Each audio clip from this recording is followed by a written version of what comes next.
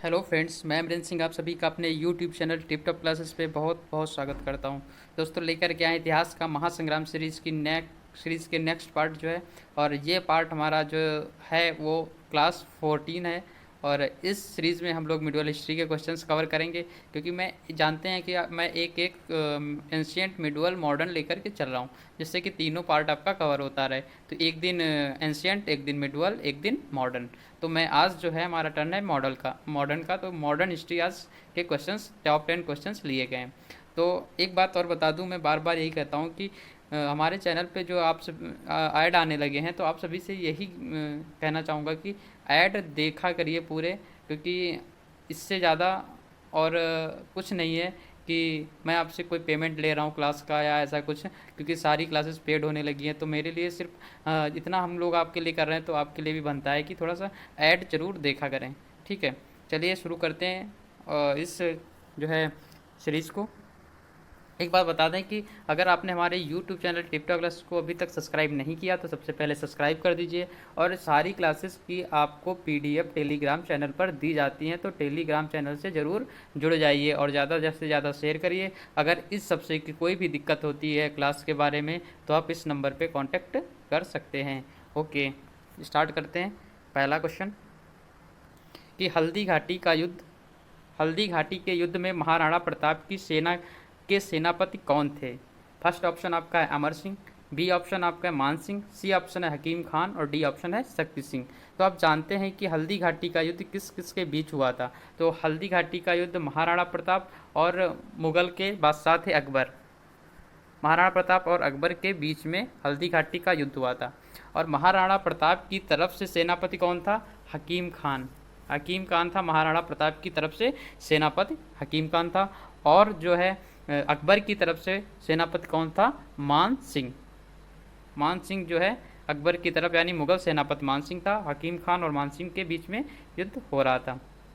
Main जो थे उनके बादशाह महाराणा प्रताप इधर और इधर अकबर थे। ठीक है, तो ये हल्दी घाटी का युद्ध जो हुआ था 1576 ईस्वी में हुआ था।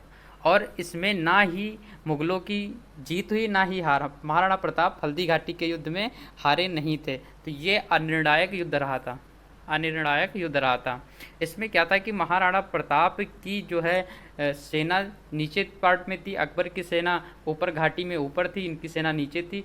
तो ज़्यादा से ज़्यादा नुकसान महाराणा प्रताप को हो रहा था। इनके सैनिक ऊपर से मारते थे, और लेकिन नीचे से मारना ऊपर को टफ होता है, इसलिए इनको ज़्यादा नुकसान हो रहा था महाराणा प्रताप को। तो यहाँ पर आपका जो सही ऑप्शन हो जाता है वो है महाराणा प्रताप की सेना के सेनापति कौन थे? तो हकीम खान आपका सही आंसर हो जाएगा। ठीक है, देखते हैं आगे। ये है इसका एक्सप्लेनेशन। देखिए, हल्दी घाटी का युद्ध 1576 में महाराणा प्रताप एवं मुगल सेनापति मानसिंह के बीच लड़ा गया। इसमें महाराणा प्रताप की सेना के अग्रभाग का नेतृत्व हकीम खां कर रहा था। इस युद्ध में किसी को जीत नहीं मिली, क्योंकि ये युद्ध अनिर्णायक रहा था। राणा प्रताप ने इसके बाद छापामार युद्ध शुरू किया। छापामार युद्ध शुरू किया महाराणा प्रताप ने, किसके बाद? हल्दी घाटी युद्ध के बाद शुरू किया। नेक्स्ट क्वेश्चन देखिएगा। अकबर ने सर्वप्रथम वैवाहिक संबंध राजपूतों के जिस ग्रह से स्थापित किया वह कौन थे? कौन से वो राजपूत थे जिनके साथ जो है अकबर ने वैवाहिक संबंध स्थापित किया? तो अकबर ने वैवाहिक संबंध स्थापित किया। पहला ऑप्शन है आपका बुंदेलों से, बी ऑप्शन है आपका कछुआओं से, सी ऑप्शन है राठौड़ों से, डी सिसोदिया से। तो आपका सही ऑप्शन जो होता है वो कछुआओं से, राजपूत। आमेर के राजा भारमल थे। एक बार क्या हुआ, अकबर को एक सपना आता है। अकबर को सपना आता है, तो अकबर के कोई पुत्र नहीं हो रहे थे। तो अकबर को सपना आता है कि ये जो है अजमेर जाकर, अजमेर शरीफ जाएं, वहाँ पर दरगाह पर मन्नत मांगे। तो अकबर वही जा रहे थे दरगाह पे। तो क्या हुआ, जब उस रास्ते से गुजर रहे थे तो राजा भारमल, क्योंकि आमेर का राजपूत भारमल वहाँ से गुजरे उसके राज्य से, तो उसको लगा था कि अकबर जो है हमारे क्षेत्र पर अधिकार करने आ रहे हैं, हमको जो है आक्रमण करने आ रहे हैं। वो इस डर से क्या किया, उसने खुद ही जो है आत्मसमर्पण कर दिया था अकबर के सामने, और अपनी पुत्री हरखाबाई या जोधाबाई की शादी कर दी। किसके साथ? अकबर के साथ शादी कर दी। ठीक, तो ये क्वेश्चन है, अकबर ने सर्वप्रथम वैवाहिक संबंध राजपूतों के जिस ग्रह से स्थापित किया वो कछवाहों के राजपूत थे। कछवाहा राजपूत। कछवाहा राजपूत, राजपूत कौन थे? राजा भारमल की पुत्री हरखाबाई या जोधाबाई से शादी किया था। ये इसका थोड़ा सा एक्सप्लेनेशन देख लीजिए कि अकबर ने सर्वप्रथम कछवाहा राजपूतों से वैवाहिक संबंध स्थापित किया। आमेर का राजपूत राजा भारमल ने अपनी पुत्री हरखाबाई जोधाबाई का विवाह अकबर से किया। भारमल पहला राजपूत शासक था जिसने स्वेच्छा से अकबर की अधीनता स्वीकार कर ली थी, बिना लड़े ही हथियार डाल दिए थे अकबर के सामने। ठीक है, तो ये थर्ड क्वेश्चन है आपका।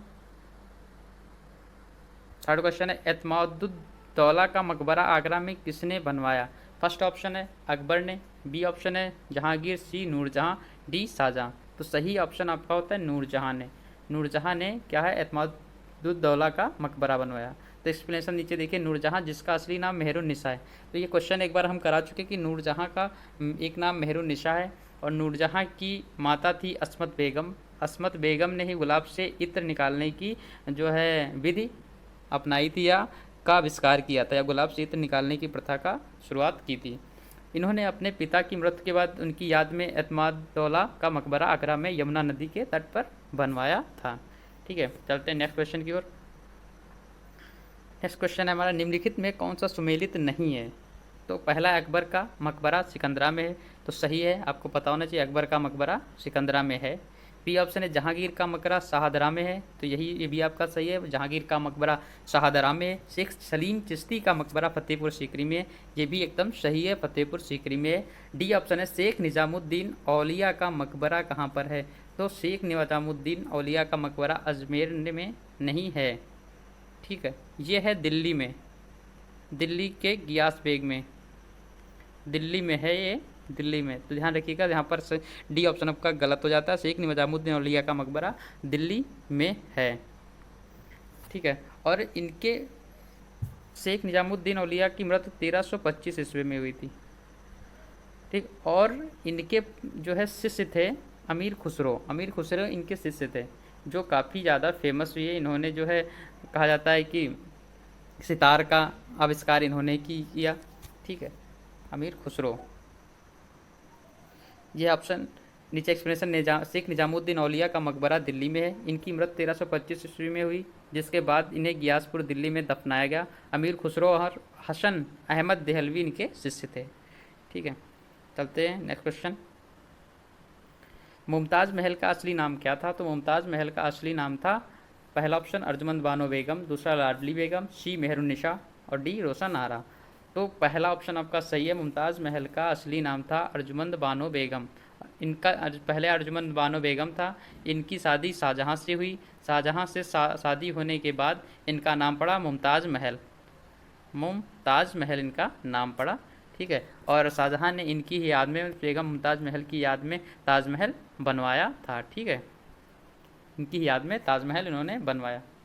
चलते हैं आगे। तो क्या है, अर्जुमंद बानो बेगम का जन्म अब्दुल हसन असफ खान की पुत्री के रूप में हुआ था। इनका विवाह मुगल बादशाह शाहजहां से हुआ। ये मुमताज़ महल के नाम से प्रचलित हुई। 6वां क्वेश्चन है, उपनिषदों का फारसी में अनुवाद किस मुगल सम्राट के शासनकाल में हुआ? फर्स्ट ऑप्शन है आपका शाहजहां, बी ऑप्शन है अकबर, सी ऑप्शन है जहांगीर, डी ऑप्शन है औरंगजेब। तो सही ऑप्शन जो होता है वो होता है आपका 6 का ए, आपका सही हो जाएगा शाहजहां। उपनिषदों का फारसी में अनुवाद शाहजहां के शासन काल में हुआ था। शाहजहां के शासन काल में किसने किया? तो इनके पुत्र थे दारा शिकोह। शाहजहां के पुत्र थे दारा शिकोह। तो उन्होंने क्या किया था कि फारसी में उपनिषदों का अनुवाद किया। लगभग इन्होंने 52 उपनिषदों का अनुवाद किया फारसी में। ओके, चलते हैं नेक्स्ट क्वेश्चन देखते हैं। निम्नलिखित में से किसे भारत का तोता कहा जाता है? भारत का तोता या तोता ए हिंद, तोता ए हिंद किसे कहा जाता है? तो पहला ऑप्शन हुसैन शाह, बी अमीर खुसरो, सी बारबक शाह, डी है नानक। तो सही ऑप्शन आपका है 7th का सही ऑप्शन है आपका कि बी अमीर खुसरो सही ऑप्शन आपका हो जाता है। इन्होंने कव्वाली और सितार जो है अमीर खुसरो की ही देन माना जाता है। ठीक है, तो नेक्स्ट क्वेश्चन है कि वर्तमान दौलताबाद जहां मोहम्मद बिन तुगलक ने दिल्ली से राजधानी को स्थानांतरित किया, किसके समीप स्थित है, या वर्तमान दौलताबाद कहाँ पर स्थित है, किसके पास में स्थित है। तो पहला क्या है, मैसूर के पास में स्थित है, या बी औरंगाबाद के पास में स्थित है, या सी निज़ामाबाद के पास में स्थित है, या डी ऑप्शन आपका है भोपाल।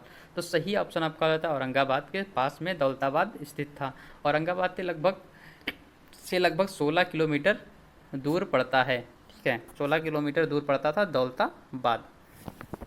चलते हैं नेक्स्ट क्वेश्चन देखते हैं। दौलताबाद, जिसका प्राचीन नाम देवगिरी था, वर्तमान में यह महाराष्ट्र के औरंगाबाद से 16 किलोमीटर उत्तर पश्चिम दिशा में स्थित है। विश्व प्रसिद्ध अजंता एवं एलोरा की गुफाएं भी औरंगाबाद में स्थित हैं। ठीक है, वे दो वंशज कौन थे जिन्होंने खिलजी शासकों से तत्काल पहले और बाद में शासन किया।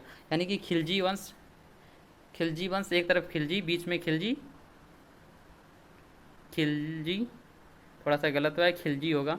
तो इधर खिलजी के पहले कौन था और बाद में का कौन था। तो आप जानते हैं क्रम इनका गुलाम आए, फिर खिलजी आए, फिर तुगलक आए। तो यहाँ पर आपका सही ऑप्शन जो हो जाएगा 9th का सी ऑप्शन सही हो जाएगा, गुलाम और तुगलक। ठीक है, लोधी, पहली बात आप जान लिए कि सबसे लास्ट वंश कौन सा था, लोधी वंश। तो 1 2 3 लोधी हैं, तो तीनों लोधी है, लास्ट में नहीं आएगा। ठीक है, तो लोधी हटा दीजिए, तो गुलाम और तुगलक सही ऑप्शन हो जाएगा आपका। ओके, चलते हैं लास्ट क्वेश्चन की ओर। कि सल्तनत काल के भिन्न राजवंशों का क्रम निम्न है। पहले गुलाम वंश, फिर खिलजी, फिर तुगलक, फिर सैयद, फिर लोधी वंश आपका आता है। निम्न में से किसको शक्तिशाली नोबेलों के समूह चहलगामी के विनाश का श्रेय दिया जाता है। यानी कि चहलगामी या तुर्कान ए चहलगामी तो किसने इसकी स्थापना की थी, तो इल्तुतमिश ने इसकी स्थापना की थी। ठीक है, चहलगामी विनाश का श्रेय किसे दिया जाता है, सॉरी, निम्नलिखित में से किसको शक्तिशाली नोबेलों के समूह चहलगामी के विनाश का श्रेय दिया जाता है। तो इल्तुतमिश को, इल्तुतमिश ने इसको ख़त्म किया था। ये क्या था, ये तुर्कान ए चहलगामी, तो तुर्कों द्वारा 40 सदस्यों का एक ग्रुप था। तुर्कों का 40 सदस्यों का एक ग्रुप था, जिसको ख़त्म किसने किया, इल्तुतमिश ने ख़त्म किया था। तो सही ऑप्शन आपका हो जाएगा इल्तुतमिश। ठीक है, तो इस प्रकार यहाँ पर हमारा ये क्लास समाप्त होता है। तो ज़्यादा से ज़्यादा शेयर करिएगा इस क्लास को। Okay, thank you.